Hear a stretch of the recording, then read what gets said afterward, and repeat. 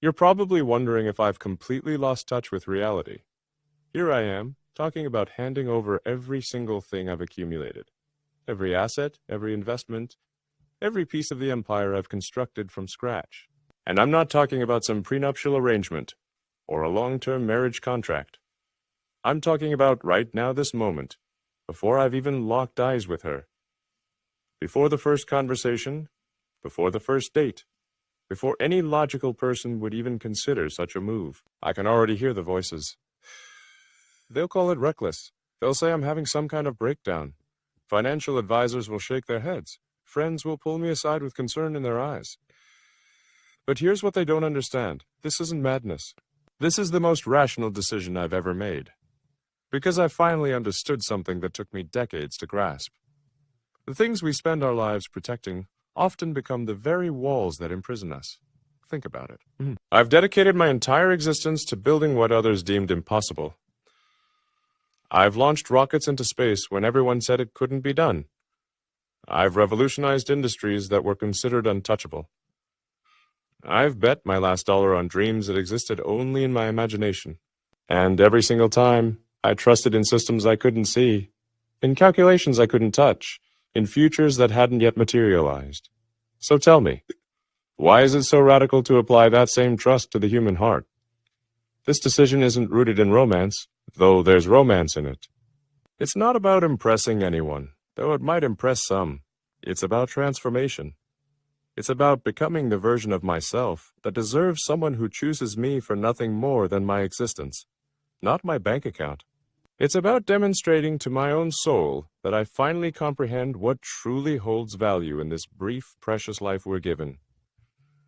Because here's the question that keeps me awake at night. If I can't trust before she arrives, if I can't open myself before I have proof, what kind of foundation am I really offering? Trust that requires evidence isn't trust at all. It's a transaction disguised as affection. And I refuse to build my most important relationship on the same principles I'd use to negotiate a business deal. Let me be crystal clear. When I say I'm prepared, I'm not performing. I'm not crafting some elaborate public spectacle. This is the most authentic expression of who I'm evolving into, and that evolution started the moment I recognized a fundamental truth. We don't begin surrendering when we find the right person. We begin surrendering when we acknowledge we've been defending the wrong treasures. If you genuinely want to work with me on something meaningful, or if you'd like to ask me about anything personal or business related, join the Telegram channel linked in the description. For most of my adult life, I've stood guard over my accomplishments like they were under constant threat.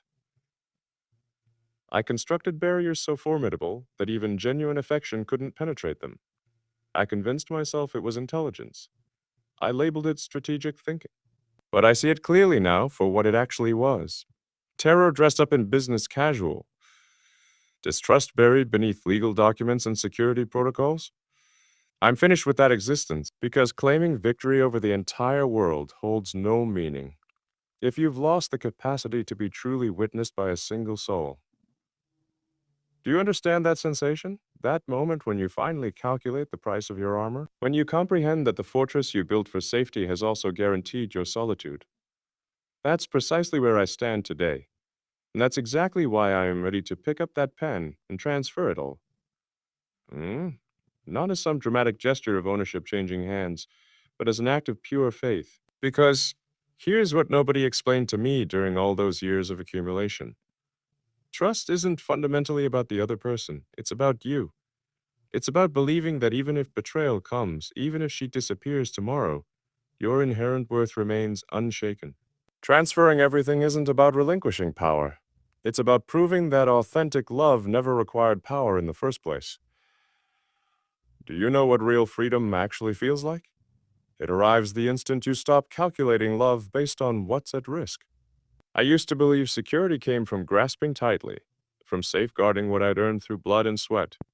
But the tighter my grip became, the more I watched everything meaningful slip through the cracks formed by fear.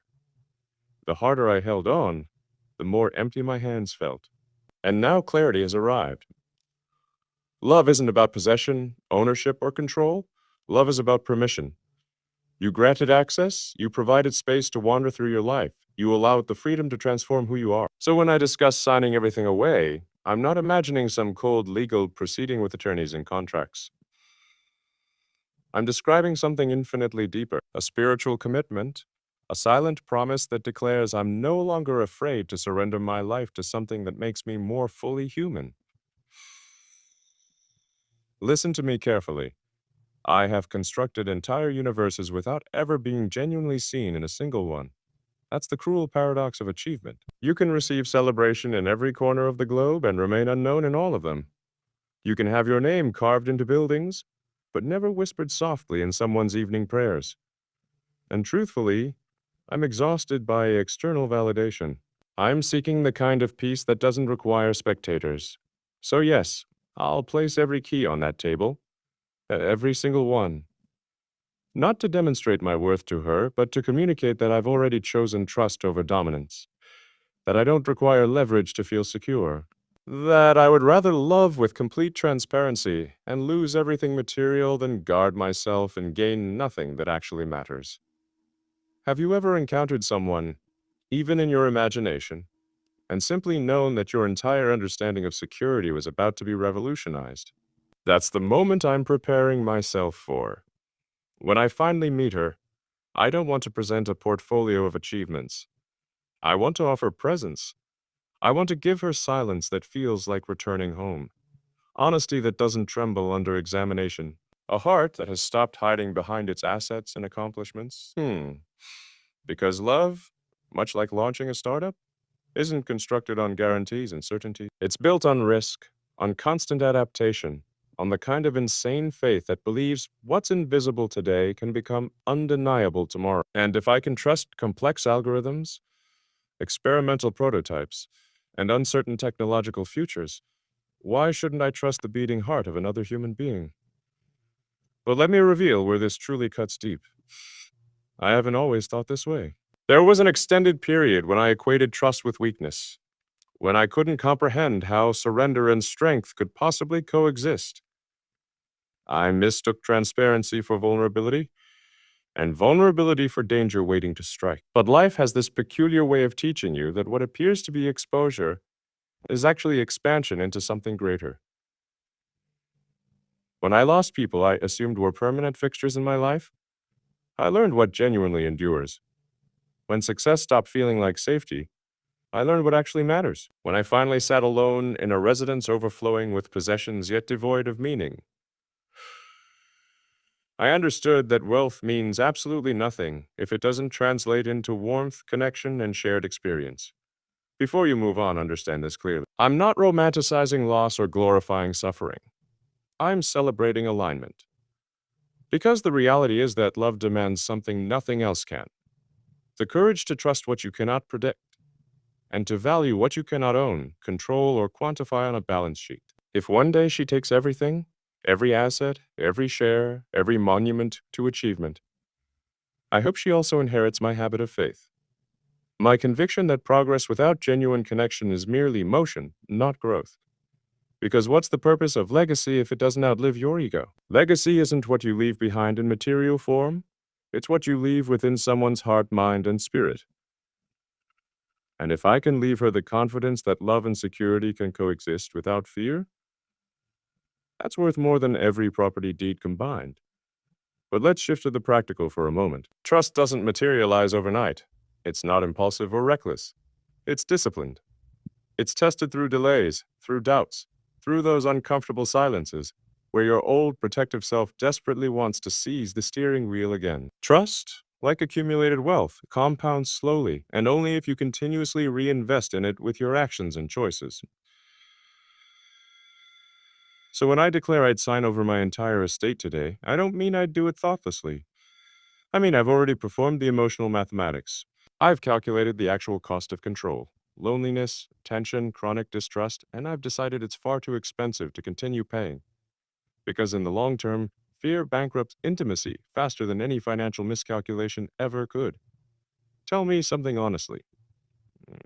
When was the last time you paused to question whether what you're protecting is actually protecting you?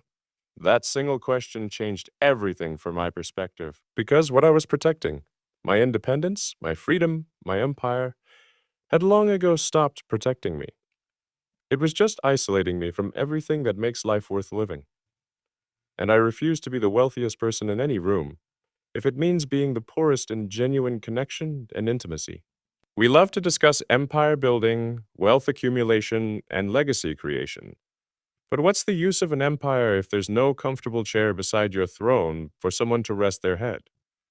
What's the point of a kingdom with no queen to share it with? There's this quiet vision that occasionally plays in my mind.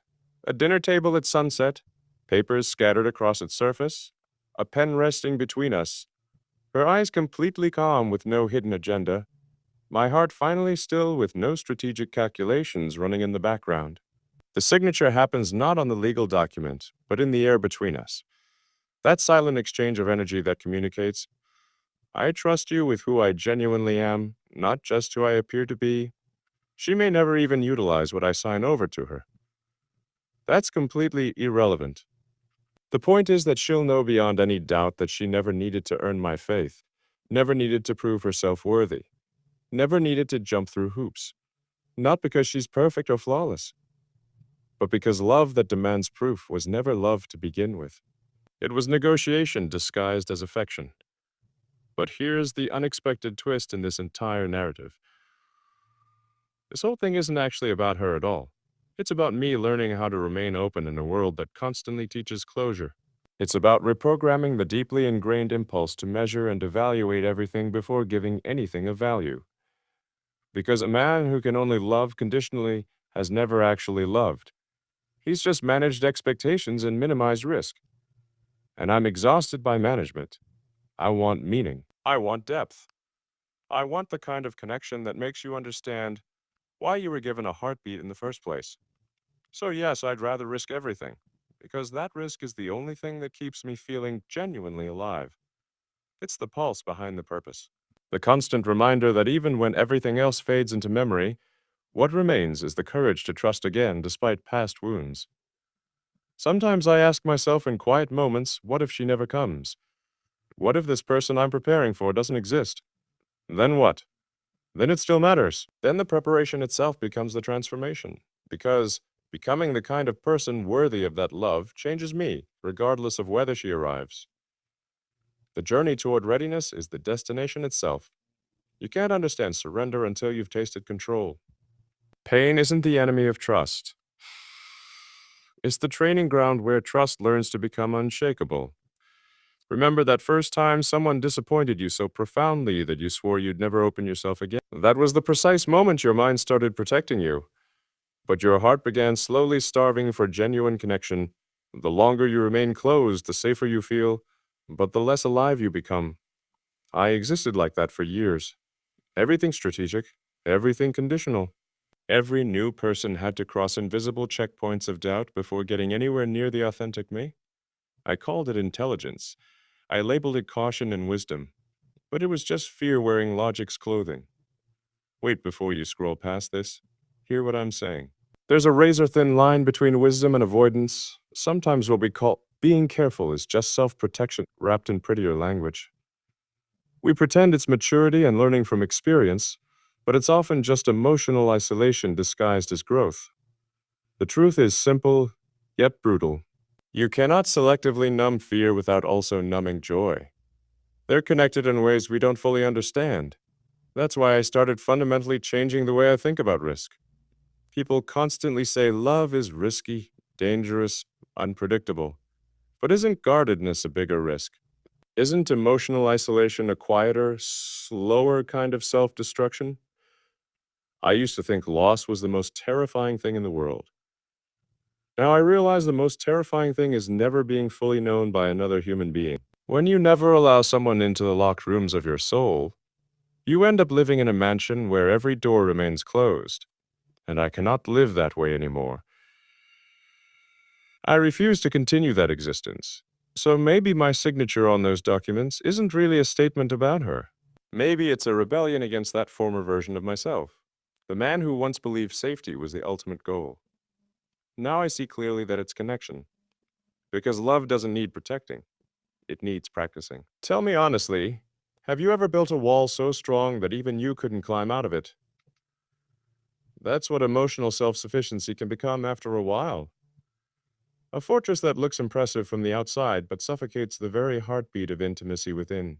So when I say I'll sign over my estate, what I mean is I'm breaking down that wall, not with violence or a hammer, but with honesty, with vulnerability, with the courage to be seen.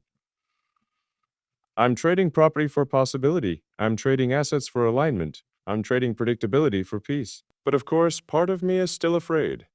Afraid of being misunderstood. Afraid of misjudgment.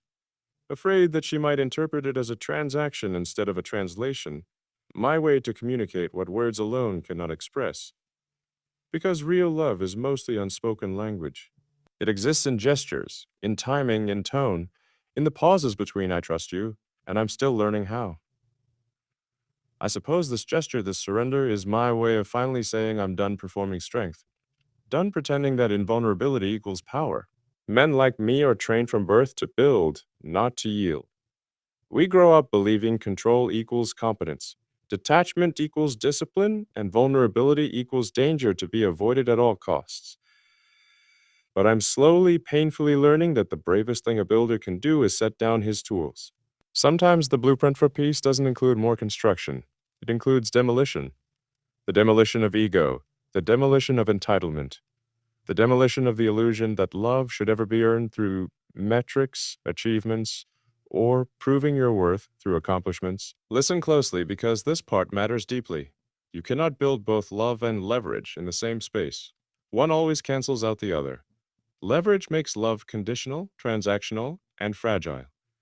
Trust makes love infinite, unconditional, and resilient. That's why the table with the keys matters so profoundly. Not because of what's on top of it, but because of what it represents, a clean slate. The courage to say, this is everything I have, and I still choose to share it completely. Sometimes late at night, when the world is quiet and defenses are down, I ask myself difficult questions. What if she walks away after receiving everything? What if the faith I give becomes a wound I carry? Then maybe that's what grace looks like in its truest form. Not winning love, but staying open even when the outcome is uncertain. You don't trust to be rewarded or guaranteed a return on investment. You trust to stay real, to stay human, to stay capable of connection. Because the true poverty of the heart isn't the absence of love. It's the avoidance of giving it fully when the opportunity arrives. If she walks away with everything material, I lose property and possessions. But if I stop trusting, if I close myself off again, I lose myself. And only one of those is truly irreplaceable. Still, there's something deep inside me that genuinely hopes she never even uses a single thing I give her. I hope she just smiles with that knowing look and says, I would never take it.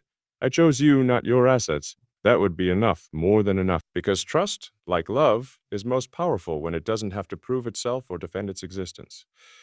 But if she ever needs it, if circumstances arise where those resources matter, it'll be there. Not as leverage for future behavior, not as a contract with strings attached, but as legacy. Because to me, legacy isn't inheritance in the traditional sense. It's intention. It's the part of your heart that outlasts your physical presence in someone's life. Tell me, what would happen if we started treating trust as our greatest currency? How would the world transform if sincerity replaced contracts? If loyalty replaced legal clauses? If genuine connection replaced strategic alliances? Maybe that's naive thinking. Maybe it's unrealistic in our modern world. But naive faith has built more miracles than cautious logic ever will. And I refuse to shrink my heart to fit inside a safer, smaller world. You know, it's funny when you think about it. People spend entire lifetimes earning freedom, financial freedom, location freedom, time freedom. Yet the most powerful freedom is emotional, the ability to trust even when logic screams at you not to. The capacity to remain open even when experience suggests you should close. That's what I'm chasing. That's what this entire gesture truly means. Because love is not the opposite of logic. It's logic in its highest, most evolved form. It's the decision that what makes you most alive is worth infinitely more than what makes you most secure. It's choosing vitality over safety. It's choosing connection over protection. But here's the twist I never expected, never saw coming. The more I prepare to give everything away, the more alive I feel. It's as if the act of surrender gives power back in a completely different form. Not power over others or circumstances, but power within myself. And in that realization, I found something I didn't even know I was searching for. Equilibrium. The perfect balance between strength and surrender, between ambition and acceptance, between empire and empathy. That's what I wanted her to see when she looks at me for the first time. Not a man defined by what he owns or controls, but one refined by what he's willing to let go of. Because if love isn't teaching you how to loosen your grip, it's not love. It's fear pretending to care. And I can't live under fear's roof anymore. I've paid that rent for far too long. So yes, I'll sign those documents. Not once, but repeatedly through my choices, through my words, through the way I show up every single day. I want her to feel that truth before she ever sees it on paper. Because real trust doesn't shout for attention. It doesn't need witnesses or an audience. It just sits quietly between two people brave enough to believe in something they cannot yet see. Maybe that's all any of us are really trying to do in this life. Believe again. Find the courage to trust again. To open again after being closed. To risk again after being hurt. The keys on that table aren't just metal and technology. They're memories transforming into meaning. They're an invitation to both of us to live as if nothing external could define what's already eternal within us. And maybe that's what this chapter of my life truly represents. Not about wealth or property or risk management. It's about readiness. A readiness to choose love as the first investment. Not the last resort. Not something you get to after you've built everything else. But the foundation you build everything else upon. So if she's somehow watching this someday, reading these words, I hope she doesn't see arrogance or performance. I hope she sees clarity. The kind of clarity that only arrives after decades of noise and confusion. Because the truth is beautifully simple. Everything I've built means nothing if I don't know how to share it with an open heart. And maybe trust, pure and uncalculated trust, is the ultimate form of generosity. Not just to her, but to myself. To my own capacity for connection. To my own ability to remain human despite success, despite disappointment, despite everything that pushes us toward closure and protection. There's a strange calm that washes over you when you've already decided to let go. It's quiet, almost sacred, like the stillness just before sunrise when everything is still deciding who it wants to become. That's what this moment feels like for me. The decision has been made. The papers are drawn, the world thinks I've lost my mind. And yet I've never felt more sane, more clear, more aligned with who I actually am beneath the achievements. Because for once in my life, the equation balances perfectly. Success without love felt like expansion without oxygen. You're growing but suffocating simultaneously. Progress without presence felt like sprinting through a maze with no exit. Now suddenly, everything feels simple because the measure of value is no longer external validation or market capitalization. It's internal peace and genuine connection. I'm not giving her my wealth to prove anything to the world. I'm giving her trust as proof to myself that I've evolved beyond who I used to be. You know what I finally realized? Control is absolutely exhausting. It looks powerful from the outside, but it feels lonely from the inside. It drains you in invisible ways. The constant calculations, the emotional negotiations, the subconscious scanning for safety and threat. You start living like love is a system to monitor instead of a spirit to meet and merge with. And maybe that's why trust terrifies us so deeply. Not because we might lose what's ours, but because it forces us to surrender the comforting illusion of control. But here's the paradox nobody talks about in business school or success seminars. When you stop clinging to certainty, life actually becomes more certain in the ways that matter. When you release the need to control outcomes, you gain control over your inner state. I've spent my entire career trying to control outcomes, predict futures, minimize variables, and it worked in building companies and technologies. But it failed miserably in building intimacy. Because intimacy requires the opposite skill set. It requires surrender. It requires trust. It requires the courage to not know how things will unfold and to be okay with that uncertainty. So when I place those keys on the table, I'm not just transferring ownership of assets. I'm transferring my entire approach to life. From control to trust, from fear to faith. from protection to presence. And that transfer is worth more than any monetary value I could assign to it. This is my declaration. Not to her specifically, because she may not even exist yet in my reality, but to the universe, to life itself. I'm ready. I'm open.